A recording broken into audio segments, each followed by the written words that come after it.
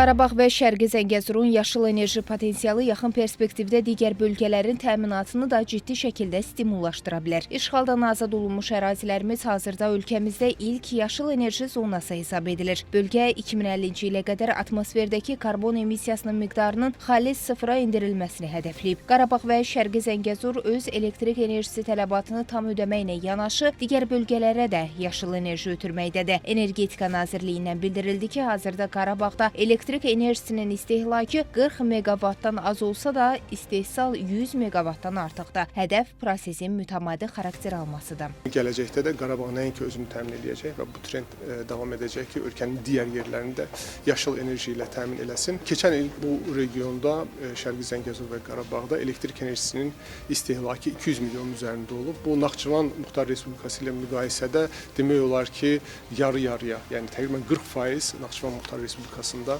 istehlak olunan elektrik enerjisinə bərabərdir ki, bu da həqiqətən də inkişafın və görülən işlərin miqyasını göstərir. Çünki elektrik enerjisi sadəcə rifahın bir göstəricisi deyil, eyni zamanda görülən işlərin həcminin, köçən əhalinin, şirkətlərin fəaliyyətinin göstəricisi olaraq çox maraqlıdır. Araşdırmalara əsasən Qarabağ və Şərqi Zəngəzur iqtisadi rayonları 100% yaşıl enerji ilə təchiz edilir. Məhz bunun nəticəsidir ki, işğaldan azad edilmiş əzəli torpaqlarımızda 2040-cı ilədək enerji təminatının özünün ən yüksək pilləsinə çatacağı proqnozlaşdırılır. Bu region Cənab Prezidentin elan elədiyi yaşıl enerji zonası olaraq 2024-cü ildən etibarən tam yaşıl enerjiden ilin 12 ayında təmin olunur. Ümumilikdə 500 megawata yaxın hidroenerji, sonra dediyim 240 plus 100 megawatt güneş elektrik stansiyası, Xudafərin və Qızqalası layihələri bizim yəni bu regionda yaşıl enerji ilə təminatımız 1000 megawattdan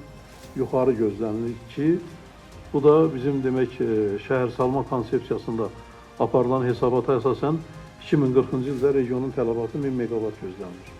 Enerji təminatı ilə yanaşı işğaldan azad edilmiş ərazilərimizdə qaz nəqli sisteminin mərhələli şəkildə yenidən qurulması üçün də işlər aparılır. Proses 4 istiqamət üzrə icra olunur və magistral qaz kəmərlərinin tikintisi nəzərdə tutulub. Yaxın müddətdə bir neçə şəhər və rayon üzrə qaz kəmərlərinin çəkilişinin tamamlanacağı gözlənilir. Zeynəb Mirzəyeva, Rüstəm Abdullayev, Real.